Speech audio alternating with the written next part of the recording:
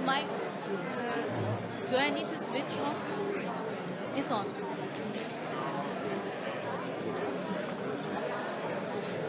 Okay. Is it okay? Yeah. Okay, good afternoon, ladies and gentlemen. Please be seated. Okay, so first of all, welcome to this ADP annual lecture. My name is Shenjing He from the University of Hong Kong. I am the co-editor-in-chief for Area Development Policy. So each year we invited internationally renowned scholars to give an annual lecture for the journal. So I just realized our journal is having its 10th anniversary this year because, thank you. Yeah, time really flies. I realized that we are just 10 years old and we are about to grow from a baby to a teenager, right? So we still need your strong support. So so today we are very fortunate to have three very prominent scholars to speak on the very timely topic of place-based policies to resolve the societal challenges today. So for those of you who are not familiar with ADP, let me give you a very brief introduction to the journal. The journal published the first issue back in 2016. 10 years ago. And this is the only journal that under the RSA families that dedicated to research about and of the developing world. And some scholars actually corrected me that we should not use the term global south or developing world anymore, right? So probably we could use the word emerging economy, which is more appropriate to describe the geographical focus and the key emphasis of the journal. So ADP published this original academic research examining the economic, political, cultural, and geographical contexts which play a fundamental role in shaping and developing regions, cities, rural areas, and the relationship between them.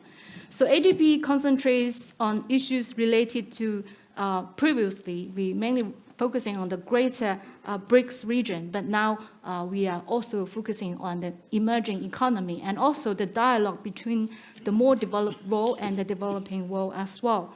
So today we have very distinguished speakers speak to this annual lecture. Let me introduce them one by one. So first of all, we have Professor Ron Boschma. I think I don't need to introduce him because he's he's renowned to everyone, right? His household name, particularly in this community. But if you attend RSA Congress for the first time, let me introduce Professor Ron Boschma. He is a professor in regional economics in Utrecht University, and also he has affiliation to multiple universities in Europe, including the Stavanger University in Norway, and also Lund University in Sweden. And in Lund University, he was the director of the Center of Innovation, Research, and Competence in the learning economy. And he's also a member of the executive board of RSA for many years, since 2015. Currently, he serves as the chair of the RSA Journal Committee. Professor Boschma has published on evolutionary economic geography, geography of innovation, regional resilience, regional diversification, and smart specialization policy, and so on and so forth. Professor Boschma has been ranked every year since 2014 by Thomson Reuters among the top 1% of highly cited researchers worldwide in all scientific fields, and he's considered as one of the founding fathers of evolutionary economic geography. In 2024, he received the prestigious Walter Low Prize for his scientific achievement, which is considered as the Nobel Prize for Geography, the highest honor in the field of geography. So please join me in welcoming Professor Boschma.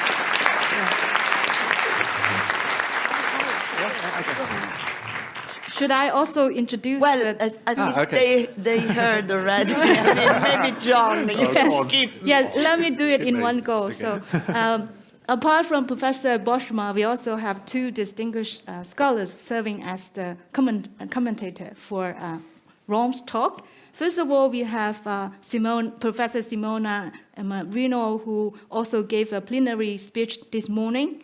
So she is a professor of applied economics at the Gran Sasso Science Institute in Italy. She's also the visiting professor in the Department of Geography and Environment in LSE, where she was the head of the department back in 2014 to 2017. She is the co-editor of Journal of Economic Geography. She has been a long-term member of the Regional Study Association Executive Group and the board member. She was the chair of RSA Journal Committee, she just stepped down last year, right? As a long-term, permanent board members. She was elected the vice president of Italian Society of Economics in 2025, and also in 2024, Simona was awarded the ERSA European Prize in Regional Science, which is the highest prize in regional sciences. Okay, so thanks again, Simona, for serving as our commentator. And also we have Professor John Harrison, who is a professor of urban and regional studies at Loughborough University, where he is the associate dean for research and innovation. Professor John Harrison is an urban regional geographer interested in planning and governance of cities and regions.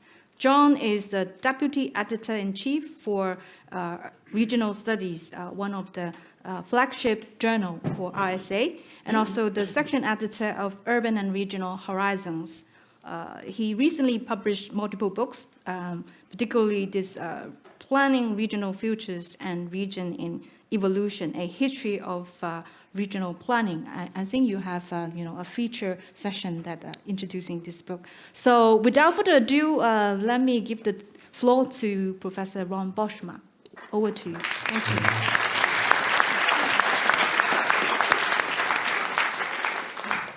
This one is not working. Okay, I'll take my laptop. All right. Yeah. Thanks very much, Zheng Ying, and thank you very much for the kind invitation to do the lecture. I'm very honored to be here and among such a big audience, so I'm very happy to share some ideas which I am thinking about place-based policy. So I would like to I hope it all works, yes. The structure of my talk will be as follows, right? So I first would like to start with the observation that nowadays we have to tackle many societal challenges in our research, right? So and it really drives, it really steers our research in those directions. And of course, it does not come as a surprise, especially for this audience, that I would claim that what is more needed than ever is a place-based policy to that, and I will give a few reasons for that. But we also have to connect it to a policy mix approach, right? So, and some people here in the room are actually working with that, but I haven't seen too much yet, and I really would like to share some ideas on that. How to do that, of course, is a big question, to combine a place-based approach and including a policy mix approach. I will, let's say, develop a kind of sympathetic critique to the policy mix literature, especially outside our field where the policy mix concept was actually developed. And I will try to adopt a kind of quantitative method to integrate both dimensions, a place-based approach and a policy mix approach, in order to see to what extent we can help policymakers in Europe to have better policy, but also to criticize the current thinking inside the European Union, and that is already around for a very long time, that we are confronted each time with top-down policies, right? In which place do not play a role or is actually marginalized. And now, of course, with the negotiations going on Thursday and Friday, we have a European summit in Cyprus, will be exactly about this, right? So how will the new budget from 2028 look onwards from 2028? And I'm not very optimistic about that, right? So we really should build a framework and integrate the framework to place-based policy in which we have maybe not even convince our community, but to go out of our community, to go to European leaders and make them aware of what type of work we do and why it is important. Well, there are many social challenges. I mean, too many to be mentioned, right, that we nowadays have to tackle. As I said before, my main claim will be that place-based policy are indispensable to promote competitiveness, to strengthen technological sovereignty, to facilitate green transition, and to achieve regional cohesion. So we have to get rid of place-blind policies that are imposed uniformly across all kinds of different regional contexts, because we are confronted with that all the time.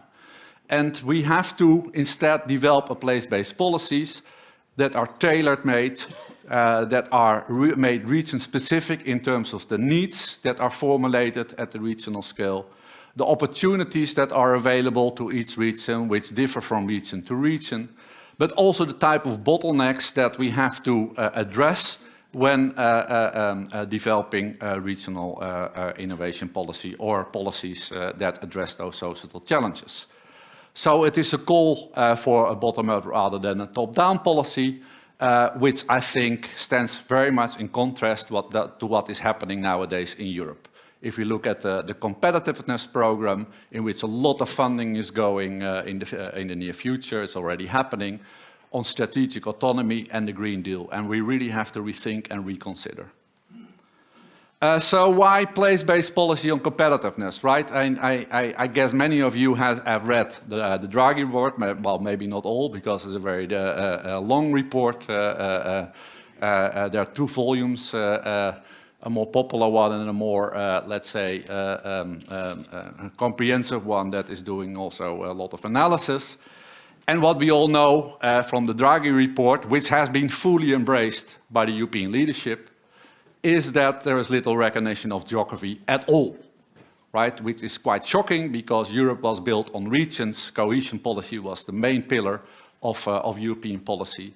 And it is appalling to see that it is happening and that we are at this stage, right? So, so we have to communicate to Draghi at all to really reconsider those. And why is that? Because capabilities are crucial. Regional capabilities, those might be, might be embodied in knowledge, in skills, in types of institutions that are key inputs for technological change, for competitiveness, and for the other social challenges I mentioned. Place-based policy does not necessarily mean that you have to focus on places only, right? It is also making the connection, right? So this is also what Europe is about, right? It is about exploiting complementarities that are across regions, that are across member states, and that we have to make the right connections in order to make that work. But as we also know, we need absorptive capacity to make those external linkages, because if you don't have absorptive capacity, nobody's interested to collaborate with you. But also when you collaborate with others, you need to have the external, you have the absorptive capacity, understand the external knowledge that you tap into when making connections. Oh, sorry. Okay, so yeah, okay. This is not synchronized. Okay, sorry about that.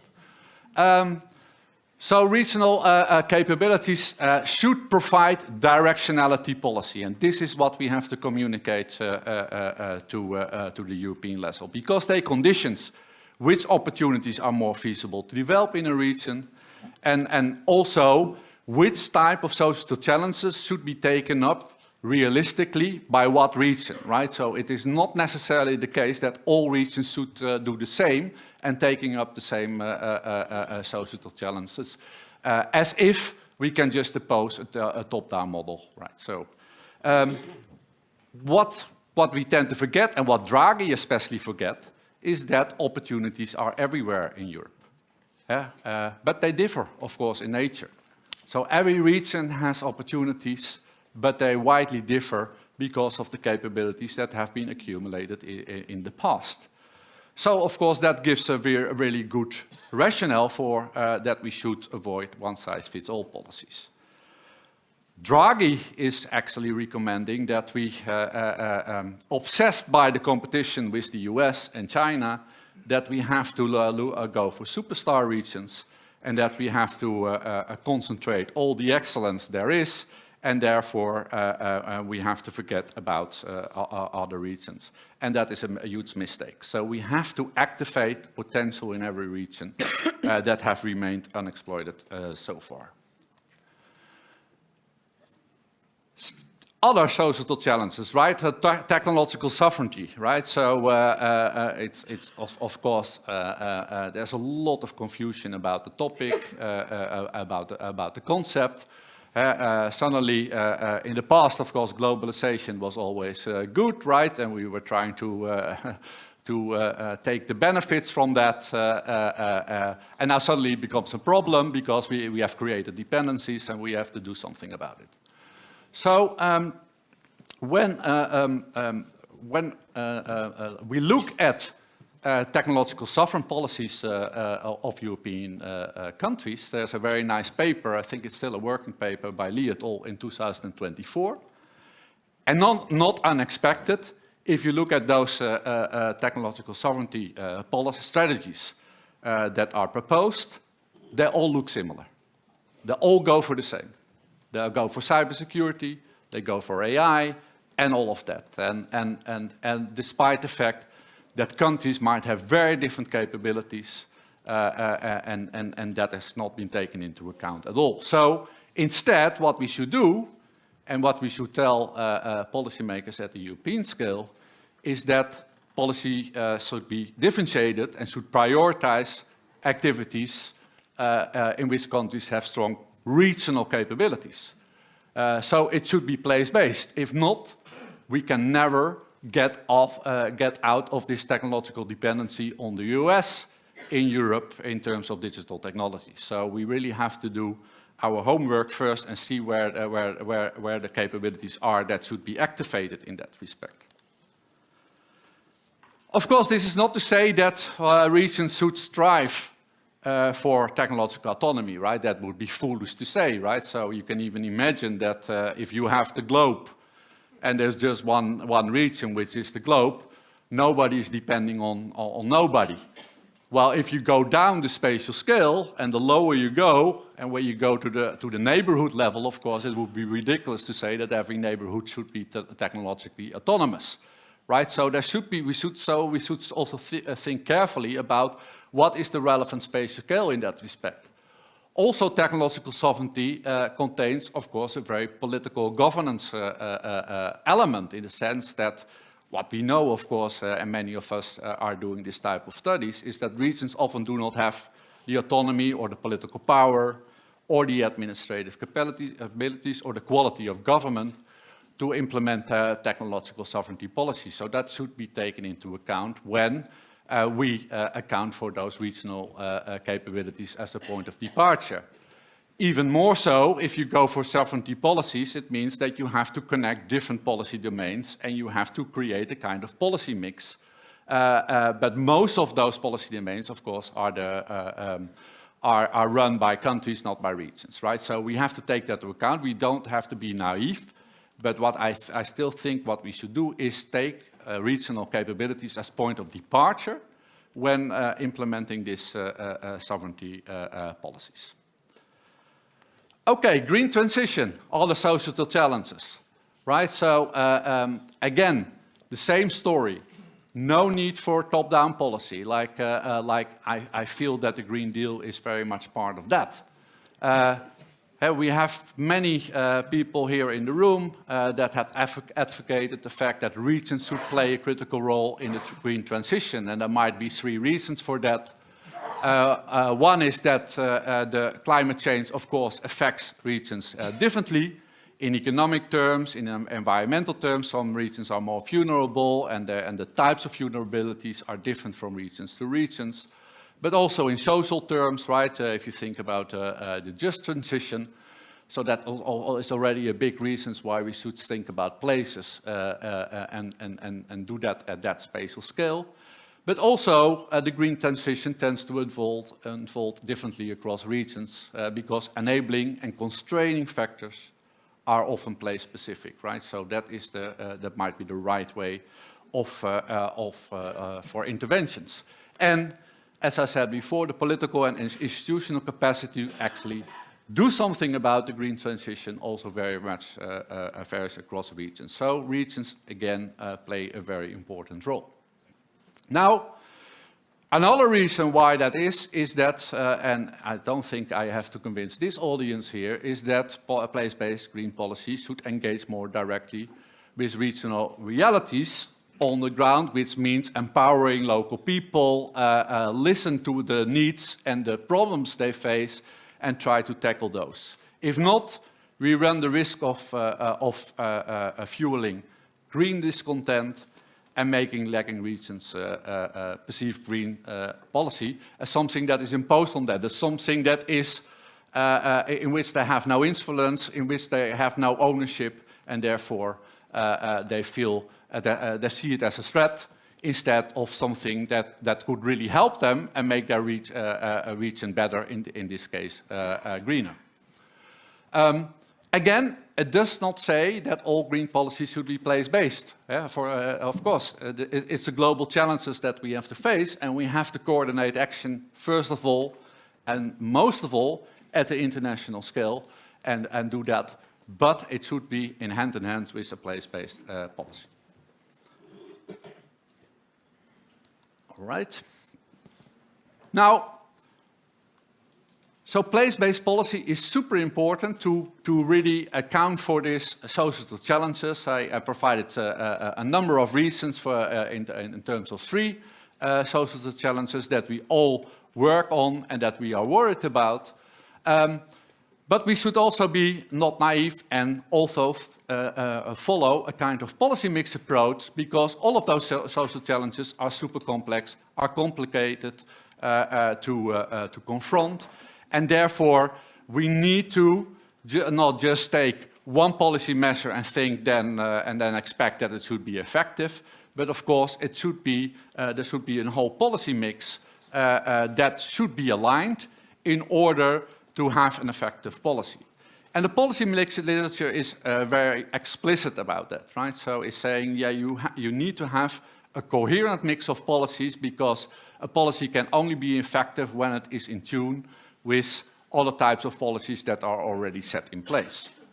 It is an historical process. A policy is also not something that is built from scratch, but it evolves over time in specific contexts, and therefore also policies might differ from region to region, and we should take that into account. Also, place-based policy is not, again, about just looking at places, but should also coordinate policies at different spatial scales. Super difficult to do, but we also have to align in that respect, and the policy mix literature is quite explicit about that. Now,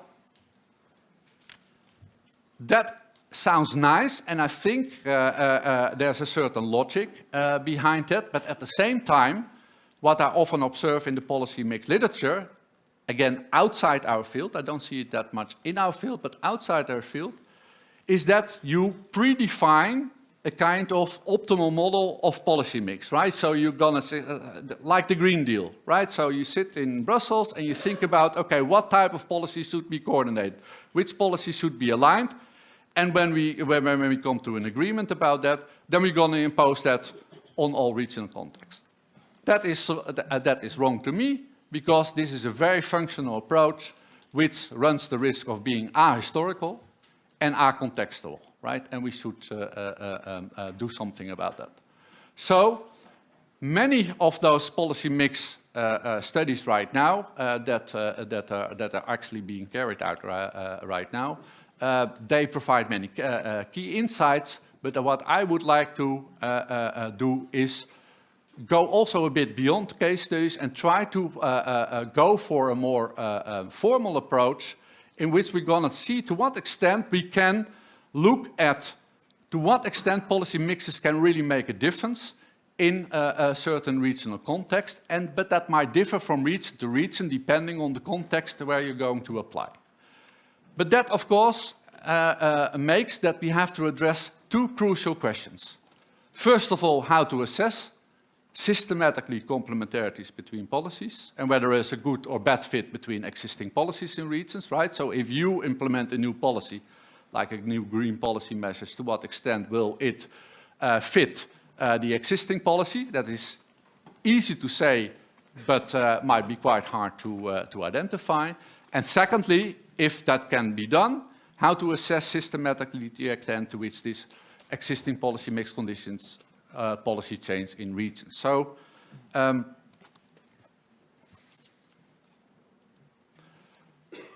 first of all, then we have to develop a theory in to what extent this policy mix evolves over time. And so, maybe not as a surprise, I was thinking about evolutionary theory, in which if we look at how policies evolve over time, they do so in combination, which is part of an historical process that guides the search process for new policy instruments or new policies. So policy are not being developed from scratch, but policymakers might be inclined to follow the type of policies they have implemented in the past because they have built experience in that, and therefore they would favor some policies over other policies in which they have no experience whatsoever. And secondly, there will also be a selection mechanism. You might even try to implement a policy that is completely alien to what you have done in the past, and that might not survive the selection process. Think about the checks and balances that we have in our systems, and if the checks and if you introduce a new policy, it might not be implemented because it might be against treaties, or it might be against existing laws, and therefore cannot be imposed. Elvira, I think maybe she's here in the room. I always like her quote. I always take this quote because I think it's spot on. Just the idea that I just explained, that past policy decisions constrains the range of options policymakers have, right, and what are available to them. They enable certain policy choices, but they also set constraints to what you can do when pursuing and trying to implement new policies. So if that's true, and I think that is a strong argumentation, it also means that regional legacies provide opportunities, but also set limits to the type and the direction of policy change, because history matters. You cannot just move into any other policy. You cannot just copy any policy from elsewhere if it does not if it is not in line in the context of your own policy mix. So adoption of some policy in a region is more feasible than others, right? And I don't think we think enough about that, and I think we should do that.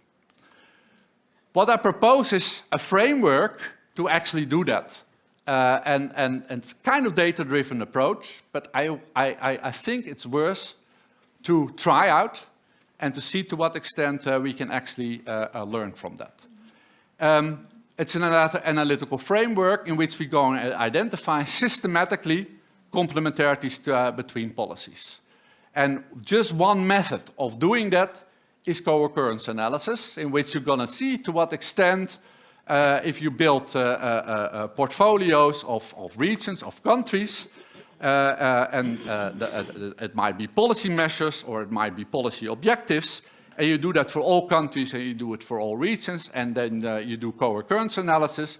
You look at what type of combinations co-occur most frequently, which type of policies tend to co-occur at the national or the regional scale, and which policies are never combined at the national scale and the regional scale. And there might be some logic there which might have something to do with the fact that which is just the idea of policy mixes, is which policies are more expected to be aligned in that respect. So if we do that, and there is actually a nice paper of that, but it's still a working paper, just done by the World Bank. Well, it was in 2025, so it's already out there it's not yet being published. And here is exactly what they did. So here, this is a World Bank paper in which they looked at climate policy. And they could distinguish between 42 policy measures in more than 100 countries. And they could follow those countries for over 50 years. So they could, for each year, they could really see what type of policy measure had been adopted by a country. So you build up a portfolio of policy measures in environmental policy in each country, and you compare many countries. So you do co-occurrence analysis. And the network is saying, so each node stands for one of those 42 policy measures. And if those nodes are closely connected in the network, it means that they co-occur often in the portfolio of environmental policies in countries. If they're far away from each other in the network, those combinations are almost never made, right? Well, you can talk for 1 hour only about this network, but it's just to give you an idea in what direction it might go. Now, what did we learn from that? This study actually showed that countries do adopt different green policies. They don't copy each other. They just develop different policies over time, and they're diverse in that respect. So that's already one, I think, very important observation.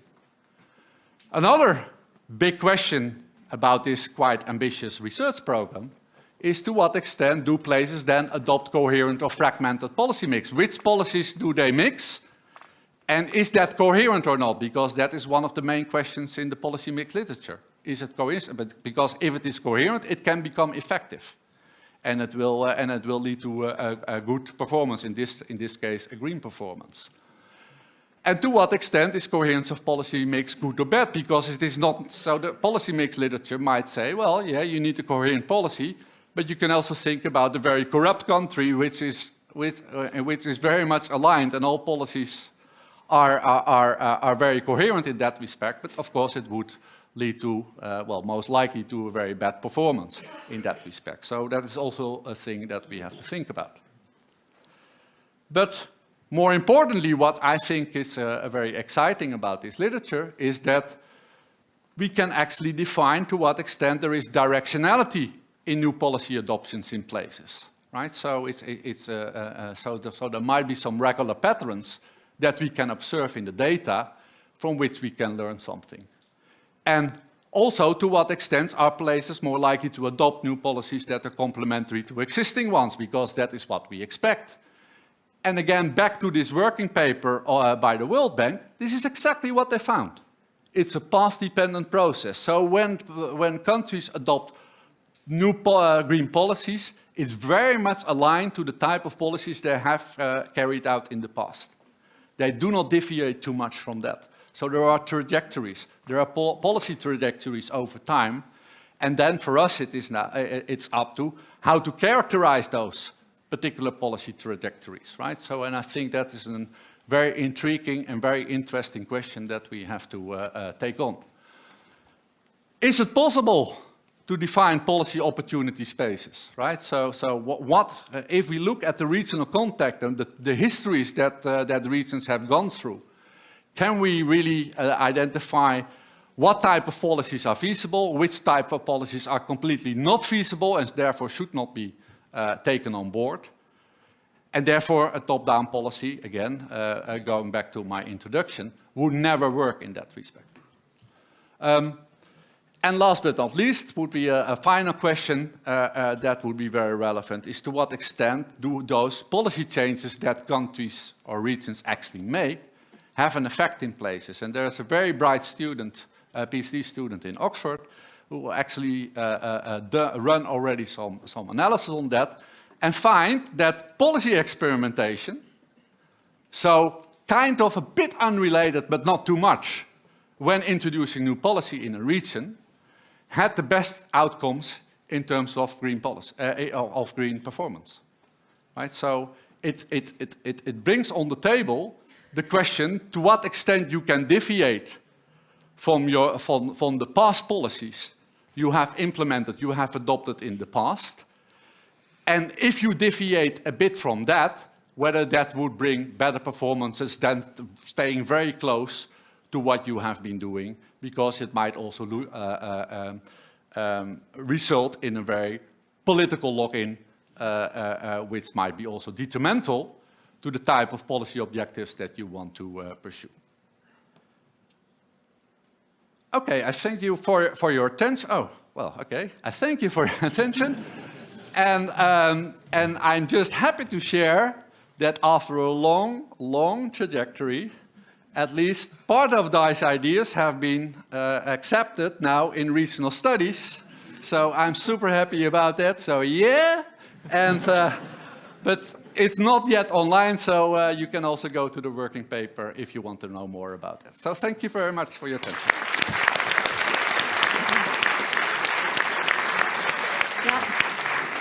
Thank you so much, Ron, for offering us a very compelling theoretical tour and also a powerful analytical framework for us. This is also exactly what ADP is trying to publish too. I hope that you have a second version that can be published in ADP in the future. Yep. Part of it. Part of it, yes. I will do Yeah, it's an ongoing research. So next, without further ado, may I invite Simona to provide a short comment. Thank you very much. Thank you, Ron. Possibly I'm here because we have been friends for 30 years, so normally we agree on everything. However, so I mean, I had the slides in advance, obviously, and I want just to maybe concentrate more, not on the things that I'm aligned with you, because the general picture is obviously to be shared, but to maybe focus on some areas that are more to be thought of. You know, you started with societal challenges, now are called societal challenges, are competitive, twin transition, sovereignty, inequality. Again, it seems to me that, I mean, these are the global challenges, have always been with very strong regional footprints and effects, impacts, which I don't find it particularly new, right? In the sense, it's been crafted into a different language, but we have seen this for a very, very long time. So, place-based, there is a slight difference on what I see and I think of, I've thought about place-based identified with bottom-up. Because in my understanding, in all these years also involvement together with the European Commission, place-based, or I mean bottom-up is a way, an approach that needs also, in various degrees, a sort of complementarity with top-down, particularly where, and we know this, institutional capacity is weak. So, for example, smart specialization as a sort of policy umbrella and the EDP process and the requirements are a sort of top-down that then is complemented with bottom-up that comes from the specificity of the region. So I don't see this sort of dichotomy or interpretation that puts together these two things. But in terms of policy, let me just make, and maybe it's me, I'm becoming, in a way, quite angry on what we also have heard in not on you, no, definitely not, obviously not. But what is the target of policy? What do we do when territories, and we have a few, as I showed this morning, right? When capabilities are weak, linkages are weak too, institutions are weak, the aim would be to build up local capacity, to try to create regional futures in terms of opportunities, not necessarily competitiveness. And so it's also in the scale of values we have, there is a fundamental shift towards not well-being, not opportunities that might not be the edge of competitiveness at all, but, you know, giving something to people. They can go ahead and they can, you know, think about a different route to development. I mean, I struggle to understand technological sovereignty, how can be put at the local and regional level, as you said, and I agree completely. I just want to quote the 1 million definition of technological sovereignty, and I quote one that, in my opinion, is one of the clearest: ability of a state or federation of state to provide the technologies critical for its welfare, again, competitiveness and ability to act, and to be able to develop them or source them from others without structural dependency. This is Adler and other in 2023, which is something that cannot really be brought down at the local level, as you correctly pointed out. But the focus is really, really going into that direction also, because that direction is strictly linked with the shift to defense, to arms, to, you know, a very, very different rhetoric. On the other hand, we are not talking at all about the European strength. Europe has strength. This doesn't come out clearly from Draghi and followers. Machinery, automotive technologies, robotic, quantum technology, circular economy, satellite technologies, aviation, biotech, and most of everything else, regulatory settings, which prevent us to have the big tech, at least so far. Thankfully, okay? So, I mean, and there is something in the Draghi report that actually puts this as a European weakness. Yeah. Okay? So, I believe also that we do need a European level Green Deal, because all areas of the world have a statement, but obviously, as you say, we need policy tools to tackle the consequences of these big deals, okay, at the territorial level. On the policy mix, definitely, I agree. I see that coming from maybe my background of a pure economist a few centuries ago. Independence of targets and instrument, Tinbergen, 1952, complementarity, exactly. I know you know him. And, you know, but for now 5 decades, we have been talking about, you know, top-down, bottom-up, multi-level governance, and all this has been thrown from out of the window.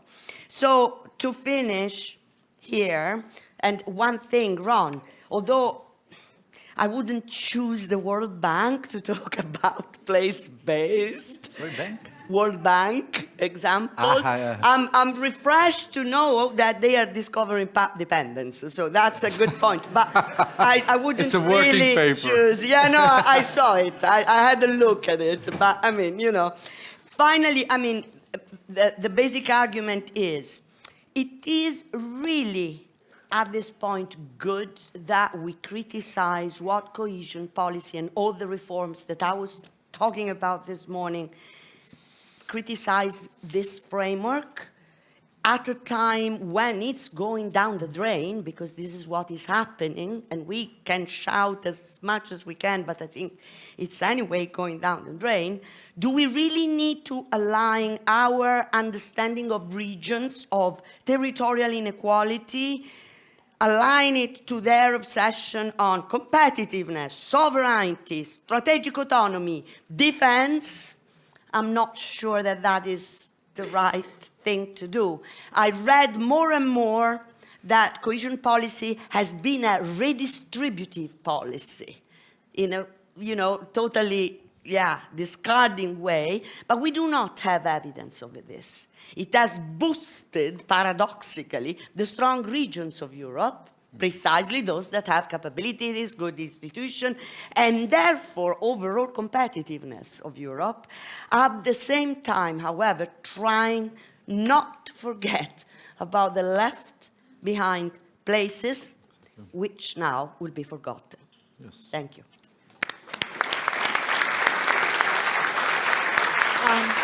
Thank you.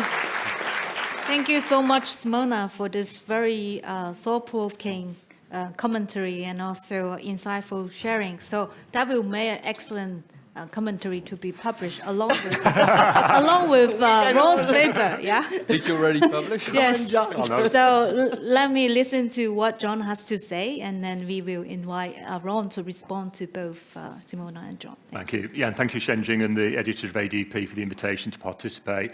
Thank you also to Ron for an excellent presentation, but also providing us the slides and not changing them between sending us the slides and doing the presentation, which is very helpful. So my interest in the presentation and what Ron was talking about today is really from the perspective of somebody who this word around integration. So what enables integration to happen, but also what are the barriers and the obstacles to it. So from my perspective, I'm really interested in kind of the explanatory capacity of different perspectives and how they come together to help us to explain regional development, regional policy, but also, kind of as Shenjing introduced, my kind of interest in kind of regional planning is how different visions, different plans, different designs for regions variously complement each other, contradict each other, compete and overlap.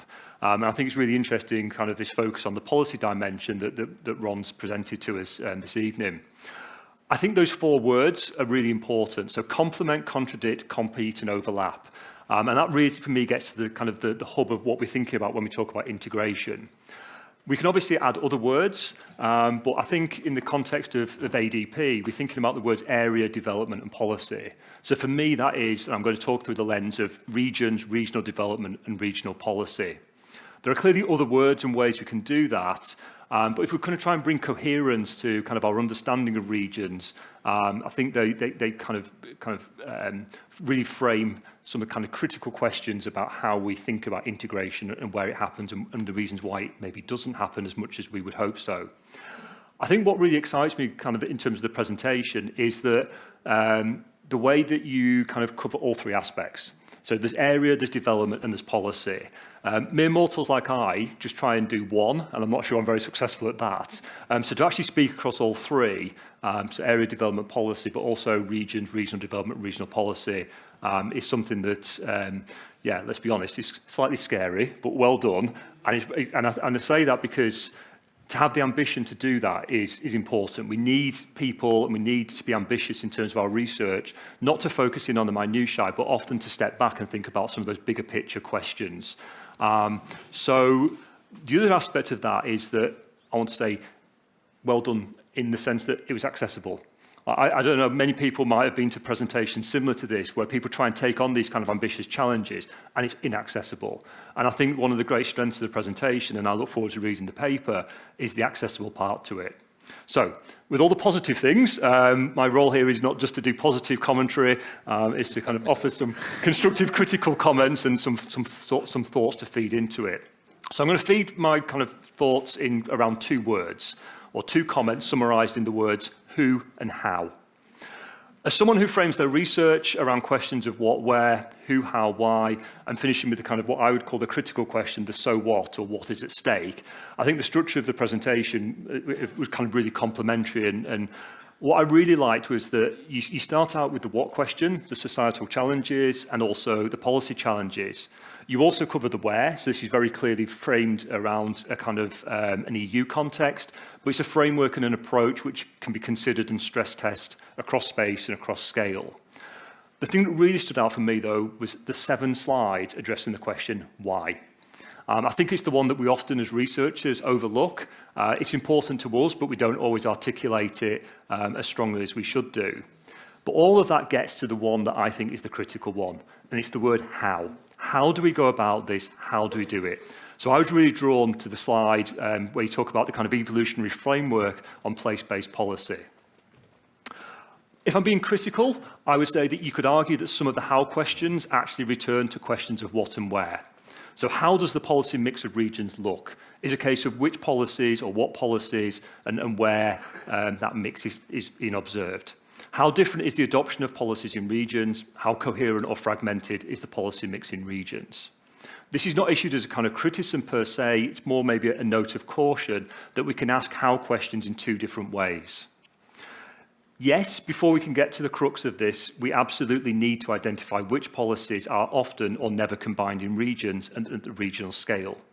You can frame this, as you've done in the paper, as how questions, but there are other how questions that matter, and I would argue matter much more. So my how questions are actually how are questions, and can be summarised thus. How are the policies combined in regions and how are the policies combined in regions and at the regional scale? i.e., how is this enabled? Similarly, how are policies prevented or blocked from being combined in regions at the regional scale? So 3 key words for me: enabling, prevented, and blocked. There are, and also in your presentation, other how are questions, okay?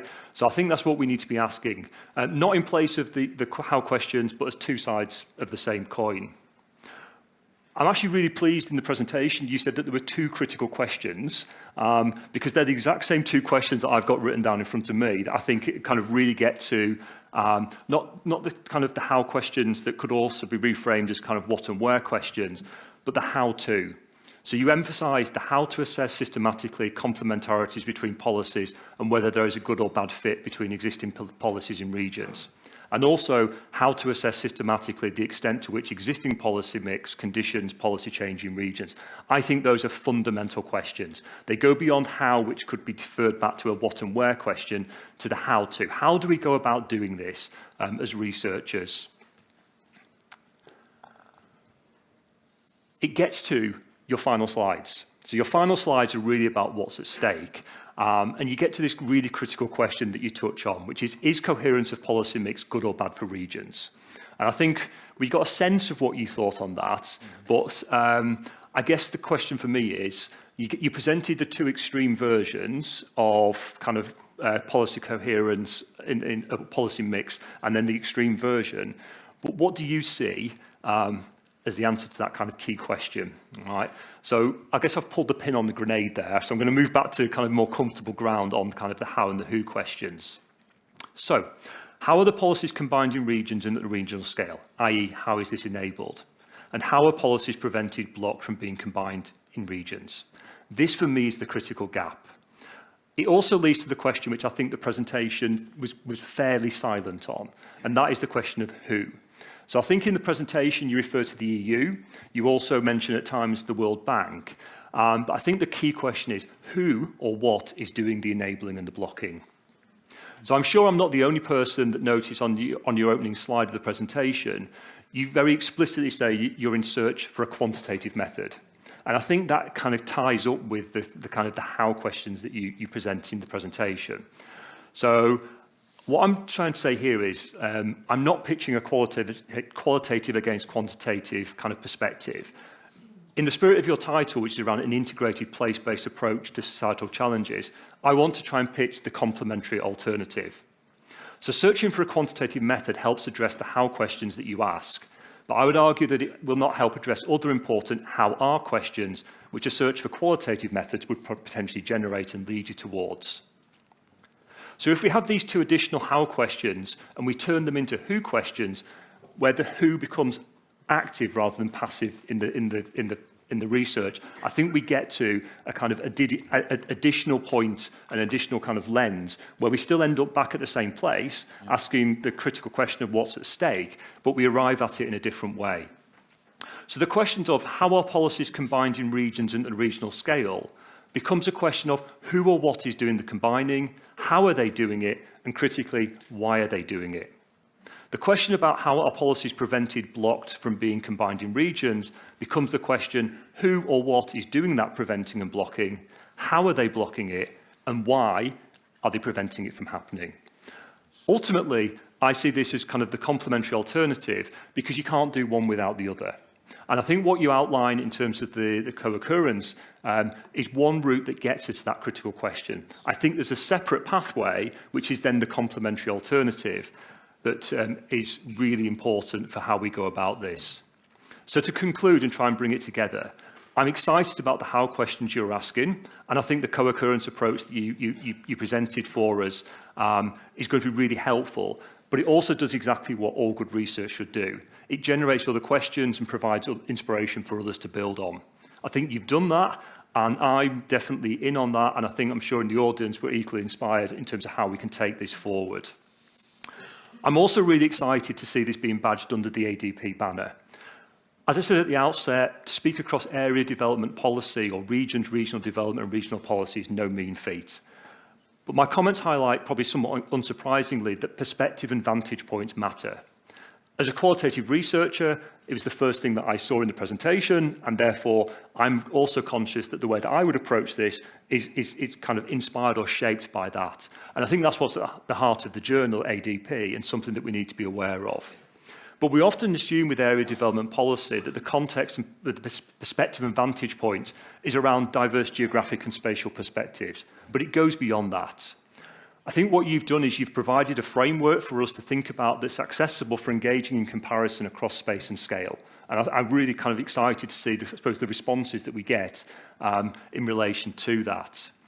But I hope my comments focusing on who and how are also point towards the importance of other perspectives and where ADP is well placed to enable that through the inevitable responses that follow, we start to think about the different cultures of policy making, but also thinking about the different societal challenges that Simona was alluding to, because we have certain global challenges, but in different regions, different places, we have different societal challenges as they kind of come through.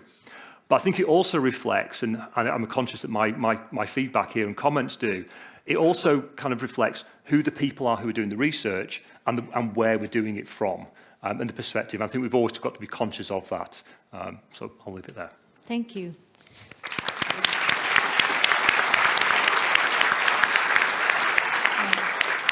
Thank you so much, John. I can see you already have a manuscript ready to submit to us.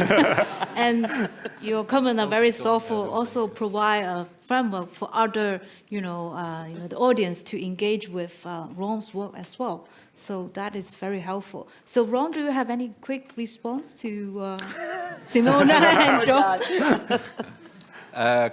Good comments. Now, thank you for your feedback. I think you did a very thorough job, so thanks so much. I'm not sure whether I can answer all questions, right? I think it also has to do with the fact that this is super ambitious, right? So it's really thinking out loud, and of course it's almost we have a Dutch expression, but you won't understand that.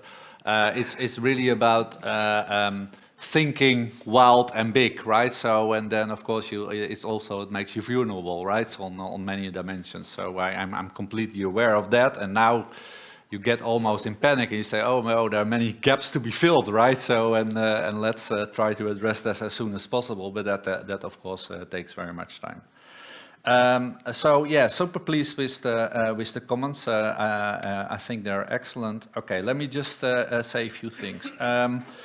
About top-down, bottom-up, right? So it's not bottom-up, of course, right? So actually, when coming here, I was reading again the work of Barca, and of course, these are the foundational papers, right? So the 2009 paper that he did, and actually, he was making that point, right? So it's a bottom-up. It's not per se a bottom-up approach in the sense that everything should come from the region and therefore should be applauded.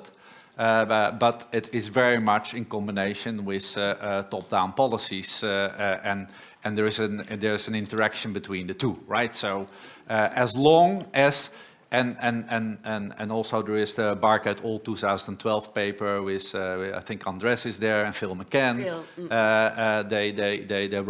They wrote a wonderful paper about that, in which they were actually addressing what if there's a top-down policy that should account for a bottom-up approach, then you really have to formulate a number of requirements in order to make that work. And one of them was, for example, conditionalities, right? So you have to define those conditionalities. These are kind of guiding principles that are defined at the top-down level, but the regions are still so free to implement that the way they want to, right? So at least to some extent. So I think this is I think a point well taken that we should take on board. Yes, okay. I completely agree with you, Simona, about the fact that that also Draghi, as you said, rightly so, that they see regulation because they see Europe as there are too many regulations, right? Trump is complaining about that on a daily basis because it would block their big companies, their big high-tech companies, and we would impose them with barriers on our European market, and that should be tackled. No, I think as a European Union, we're super rich to have those type of regulations, not only because they steer us into a direction that we feel more comfortable with, but also it sets a kind of selection environment in which we know that those regulations exist, and then develop technologies taking those on board instead of trying to try to ignore them or to get rid of those regulations, right? So I think indeed you could even think about a kind of European model that really takes into account those regulations as a kind of input for technology change, which could give us a competitive advantage at the global scale. Well, let the American companies complain about it, and they forget about how to deal with that in a technological way.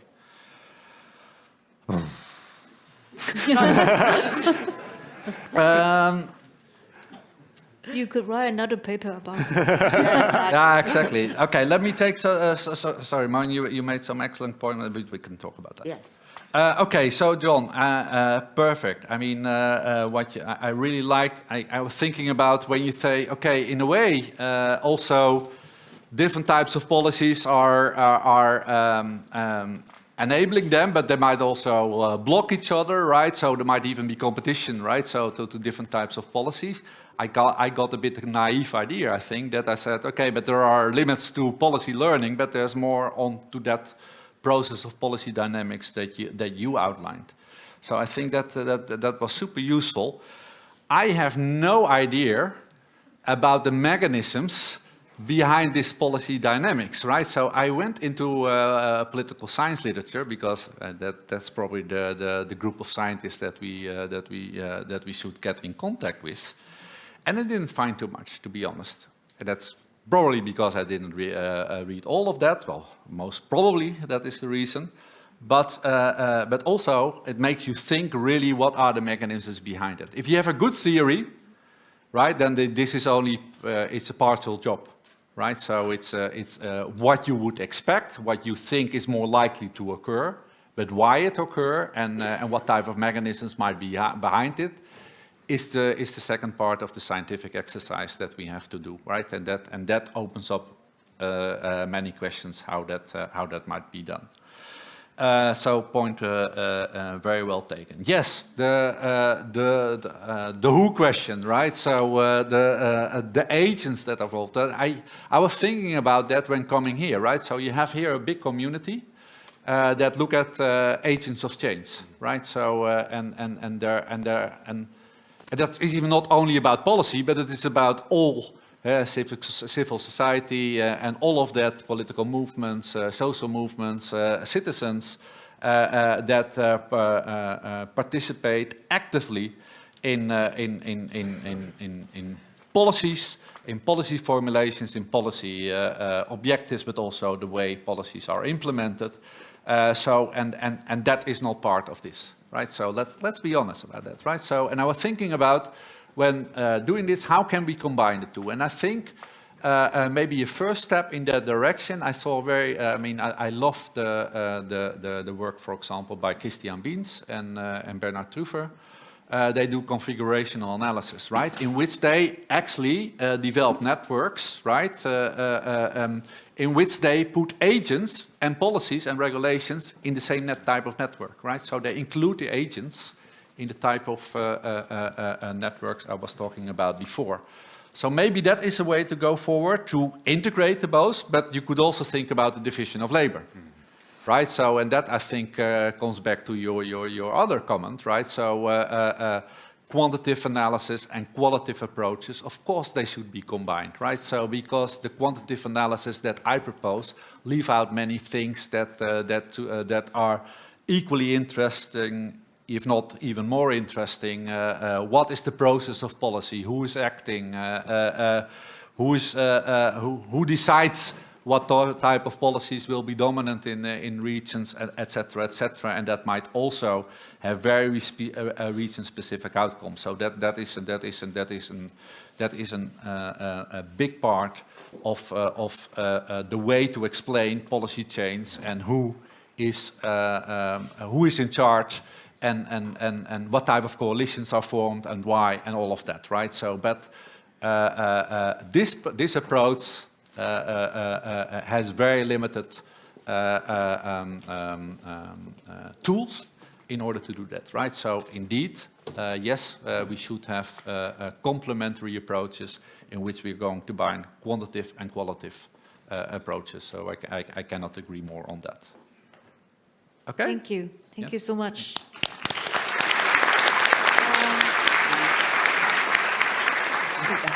We are slightly behind the schedule, but I think we can still take one or two very quick questions, any burning questions that you may have before we go to gala dinner. Yes, please. Please identify yourself. Yeah, maybe just these two questions. Who goes first? Maybe the lady goes first. Please introduce yourself. Good afternoon. My name is Maria Rastvorova. I'm an associate professor at Krok University in Kyiv, and also I'm a postdoc researcher at the University of Graz. And I'm very pleased to be at this annual conference, and as well I'm very pleased and excited about this lecture. And actually, my question is related to the security issue. Considering the geopolitical turbulence worldwide and the situation with the US and as well a full-scale Russian military invasion ongoing for more than 4 years already, are the security issues considered in the place-based policies in the EU, and has their importance increased in this geopolitical turbulence? Thanks.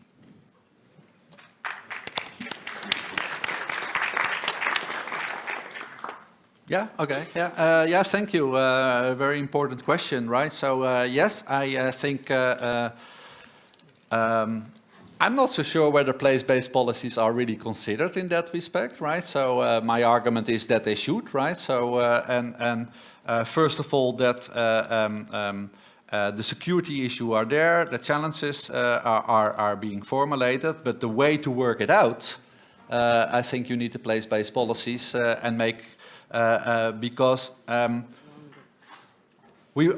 Or we make the US much richer, right? Because now the increase of our military expenditures, much of that is going to the US, right? So what we want to develop is own capacities, right? In that respect, and my argument is that should be place-based. So Poland should do something where they have strong capabilities in and take that up, while France should do something else, and that should be coordinated at the European Union. Now, I'm not so sure whether there's willingness in the European Union to make that division of labor, right? So, and that they are willing to make this type of collaboration, which is absolutely essential to have a very effective security policy in that end. I think, if I'm not wrong, we are developing 7 different tanks in Europe, right? So there is no coordination there.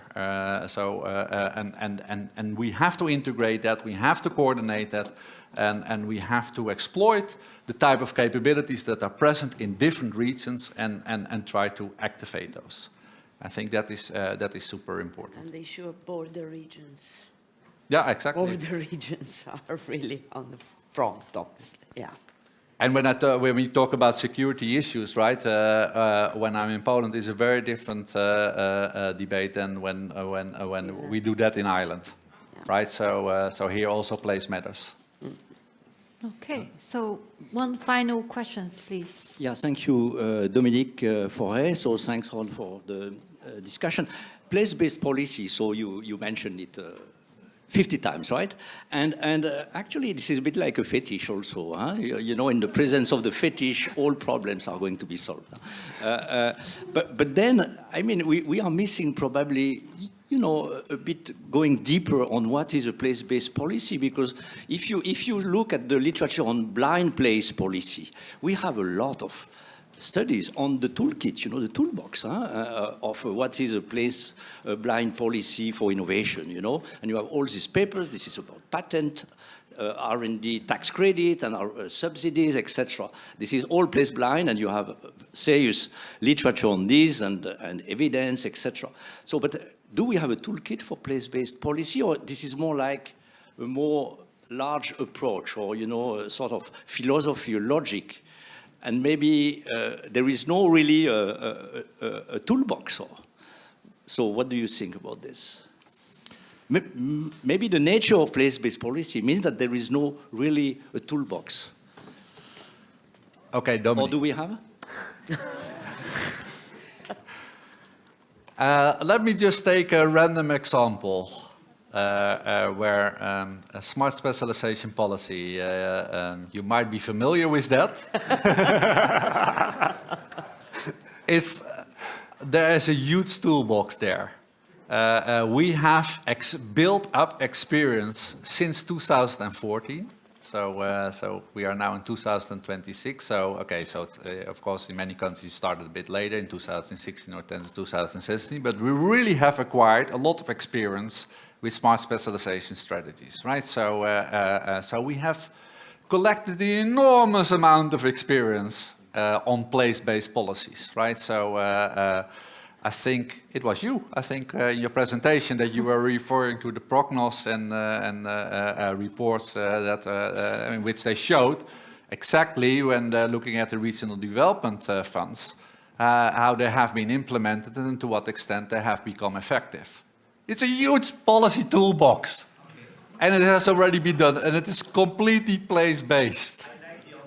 And And what is wrong with part of our community, well, this is not the regional community, but it is more the innovation studies community, is that their problem is that they actually think.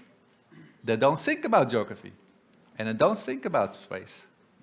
And that is where they're wrong. And that's why we have to inform them about this, right? So, and show them that you can actually do something. And that's why I think it's a full strategy, what is happening right now in Europe, thinking about the multi-annual financial framework, in which this regional dimension will get lost, despite all the experiences, all the obvious benefits that we show in many empirical research, and they just ignore it, and they just go on, and the regions are not prominent anymore in the future strategy. And Great. you're convinced. Good. Okay, so that was an excellent answer. So Simona and John, do you have any final remarks? So if not, let's thank all the three speakers. And also, I would like to extend the invitation to all the audience, because today all the three speakers are from Europe. They are based in Europe, but as ADP spirit, that we would like to, engage a broader discussion, particularly people who are outside of Europe. You are most welcome to provide a commentary or a short essay to engage with three speakers' work. And John already provided a very useful framework, who and how question, right? So you're most welcome to address these who and how questions, and send your commentary to me directly, and then we can see whether it's suitable to be published along with, the three speakers' work. Okay, so with that, let's conclude today's ADP annual lecture, and thank you so much for staying late with us. Thank you.